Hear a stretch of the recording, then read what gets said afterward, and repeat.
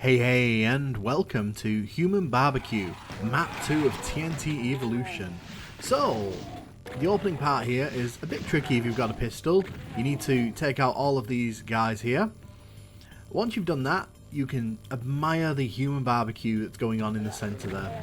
It is the level's namesake, and yeah, that's pretty much the only part of Human Barbecue that has anything to do with human barbecuing, but yeah, so as we make our way down here, I'm going to grab the chain gun, and as you can see, you can't shoot through that wall, you can't manipulate the other side of the wall. That is a door, basically, that will be opening up later on. Once we kind of go to the edge here, these spectres will come out of the wall here.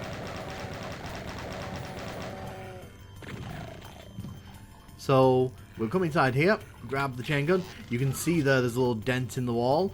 That is a secret door that will be opening up much later on. So this room here is actually quite nasty, mainly because you've got all of these enemies dotted around. They're all at various heights, like the chain gunners, you've got shotgunners, because you've got a few enemies who will take pot shots at you from great distance. So I like to spend a few seconds here just taking down all of the enemies that I can, making sure that they can't chip away at my health more than I want them to, which is not much. But the imps in the middle there are kind of important to get rid of as well, because in a bit there's going to be more enemies who kind of appear in there and we'll have to deal with them. But yes, this area is cleared, and that is good. You can see there's a door up there, which always means good things in Doom. I'm going to come all the way back to the start here. Health is at a premium on this level, so you might want to just make sure you don't use all the health packs up as you're running through in your initial run. And yes, that does hurt you. I just wanted to show that off. So the red door here is quite nasty because there's a bunch of hit scanners on the far side of the room. You can see the chain gunner up there, and he's already taking shots at me across the room. We need to get rid of him because he will sort of relentlessly shoot at us until we sort him out. But there's not just him. You can already hear there's a bunch of pinkies running around somewhere, and we have to be very careful of that because this room, it's very easy for the enemies to sort of overwhelm you. There's a bunch of triggers, like you can see the imps have come out there. Oh, and the pinkies have come out. Lovely. So we've got to be careful. As said, it's very easy to get overwhelmed in this room. This is quite a big room, but there's also a lot of enemies who will flood into the room here, and I really don't want to wake up the next set of enemies without dealing with these ones first. But yeah, this is a very nasty room, especially if you don't have like the ammunition to deal with all of this. You have to be quite careful.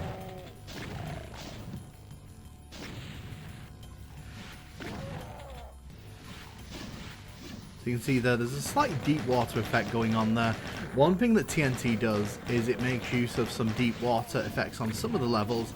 So you can see that he doesn't quite walk on the surface of the water there. He actually steps into like a little puddle, which I appreciate. Obviously by this point, which was about 96, that technique had kind of become more well noted in the community. Ow, that really hurt. So you can see here, we'll hit this switch and that's opened up the doorway at the top, which we can use to get over to the steps. Now the thing is, one thing I really do not like about this level, I don't like that you have to kind of go all the way around the level to get back to the steps there. And you'll see what I mean in a minute when we kind of finish up with these enemies. But yeah, it's kind of imperative that you take care of all the enemies here, because if you don't, it'll make getting over to those steps over there a bit more difficult. And also with the lost souls here, they're just a pain anyway, so you don't really want them hanging around too long. So we're going to take care of the pain elemental there.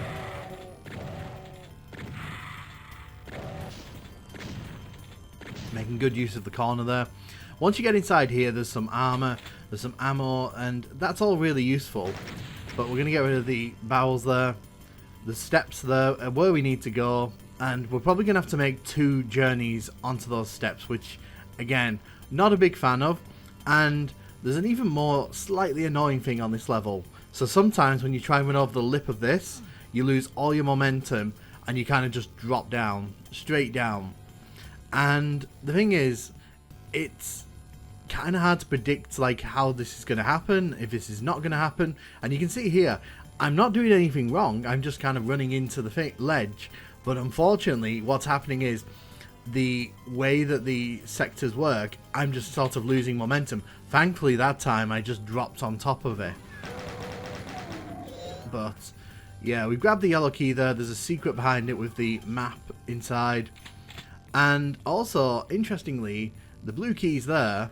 The blue door is there. It's not actually marked as a blue door visibly though. The only thing that kind of gives it away is the fact that there's slightly offset textures there. Yeah. So you've got to make use of that secret map if you want to find that the first time playing this, because trust me, I didn't find it for quite a while. But what's actually in the blue door then? Again, fell on top of it there. Well, there's a Hell Knight and a Pinky. So that's quite the escalation, I'd argue. And this is obviously all optional. You don't actually need to come in here. But obviously, we're curious and we want to know what's inside here. So we're going to pop in here, going to grab the supercharge there, and the wall comes down. And it's a room full of barons and a Hell Knight. So the first thing that I do is get rid of the hit scanners, and then you've got to use these teleporters around the room to kind of drop on top of them. If you don't use these to telefrag, things can get very messy in here, trust me. Trust me, like, I've died plenty of times in here. There is one of these switches that will lower the platform over there with the super shotgun. So that means we actually get the super shotgun on the second level, which is pretty nice. It also means that these barons become a little less intimidating to us, because we can just sort of shoot them with this.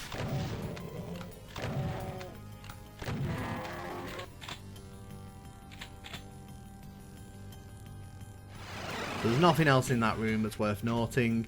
But yeah, you can see, like, inside the room, there's plenty of markings for the blue key and the blue door, but, you know, don't bother putting them on the outside of the door, guys.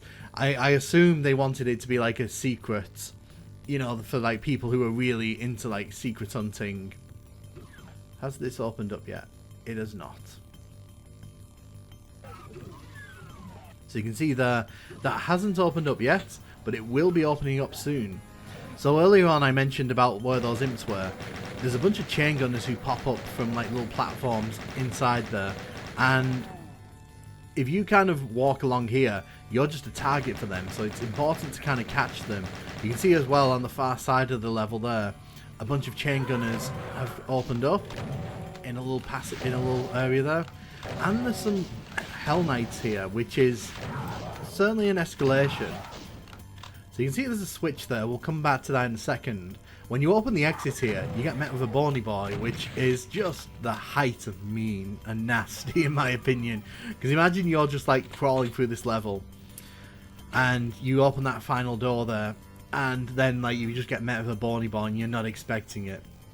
So you can see that supercharge in the middle. How we get there, we come in here and finally this is opened. So we actually had to hit that switch over there to open this up. We can run over here and we are pretty much done with this level. Honestly, Human BBQ's a fun level. It's challenging. If you do it from pistol start on ultraviolence, you're definitely going to have a fun time with this one. Do I think it's amazingly memorable? No, I don't. But at the same time, there's not that much to really hate in this level. I mean, obviously the part where I kept like losing momentum and dropping down, that's annoying, but that's more like an oversight. You can look over that. But in terms of like difficulty and in terms of challenge and in terms of secrets as well, because there's quite a few fun secrets to go hunting for in this level, I definitely think Human BBQ hits all the right spots. So the first two levels of TNT, going great.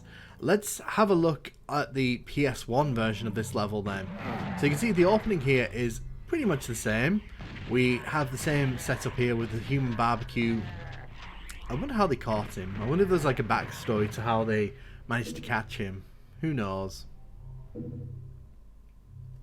You can see the lighting here is also a bit different. It's not the same kind of flat lights used in the PC version, and you can also see that the textures are different in here as well. We were very used to this, seeing PS1 Doom levels. Also, they've got rid of the hurt floor here, so it's just water now. And it is just sort of surface water. They've also got rid of the weird window effect there. So instead of it being kind of able to see through, you just kind of see a metal grate. So my guess is that's been done for performance issues. We'll take out the spectres here.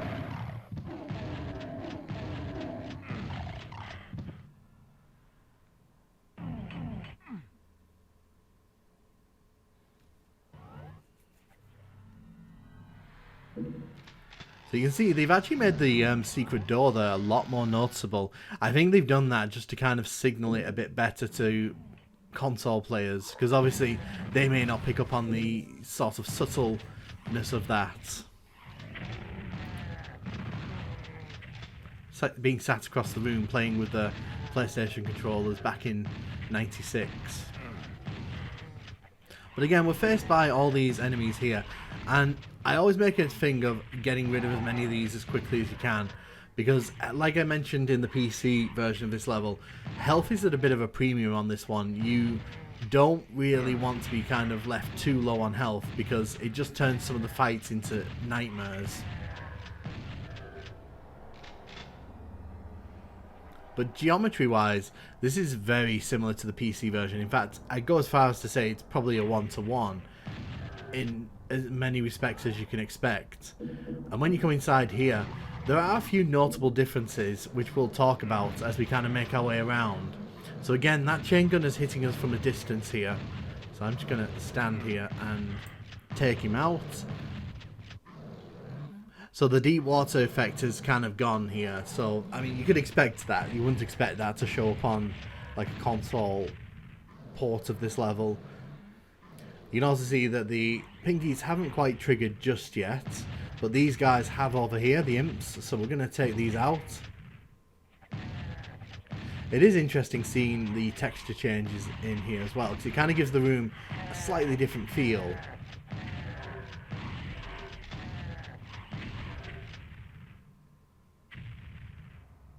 Let's grab the backpack.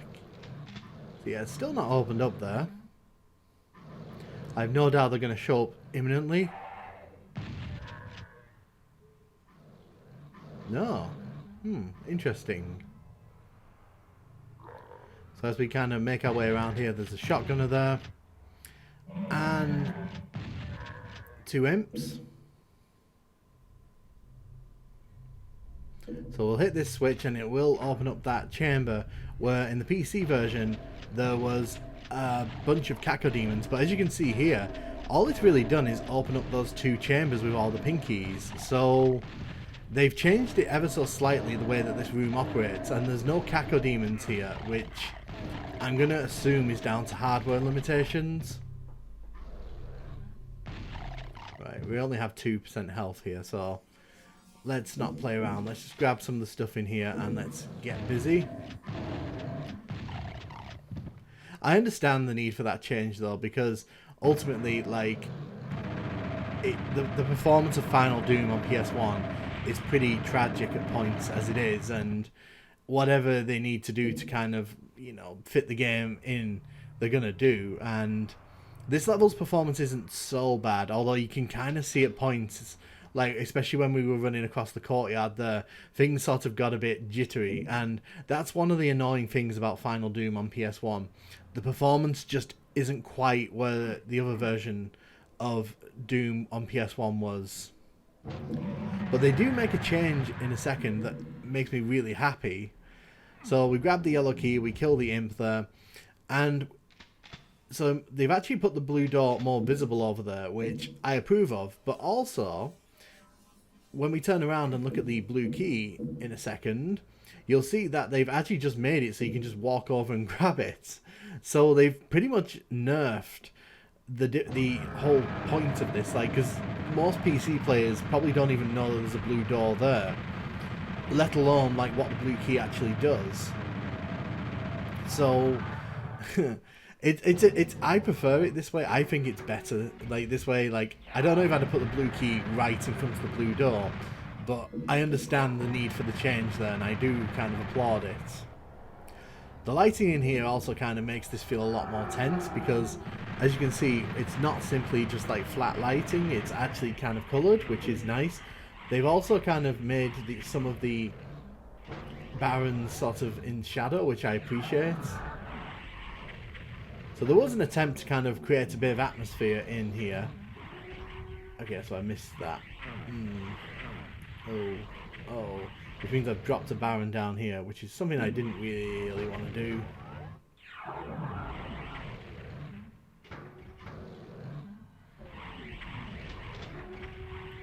So you'll also notice here, so this is the first time we've actually seen the super shotgun in PS1 Final Doom here. It's actually a different sprite. Now I have no idea what process they went through to kind of decide on this. It's a very subtle change as well, so it's not like one that you'd immediately kind of notice unless you're actually looking at the shotgun. But yeah, the actual sprite is not the one that you see in the PC or the PS1 version of Ultimate Doom and Doom 2. It's actually slightly different. So there's something. But it has no impact on sort of the fire rate or the damage it causes. It's a purely cosmetic change.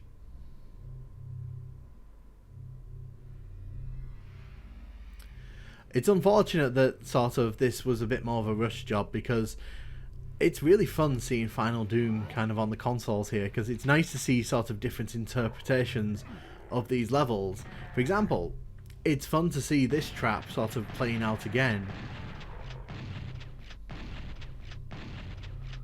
It's weird though that this level's got the Doom 2 skybox.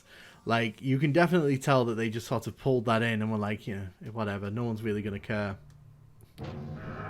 They also kind of hid that a bit more on this version. A lot of little changes, just very subtle changes that you kind of notice if you've played these levels enough. Yeah, you can see there, that's where the chain gunners pop up. But they've taken out the bony boy, so you know, they took a bit of kindness on the console players here. So when you hit this switch, you again run back to the start of the level. See if I can make it over here. No, just bounced off the wall there. You run back to the start of the level, and if you head back to the secret where you picked up the red key initially, you'll see that this is opened up. And you can grab yourself a supercharge, just like in the PC version.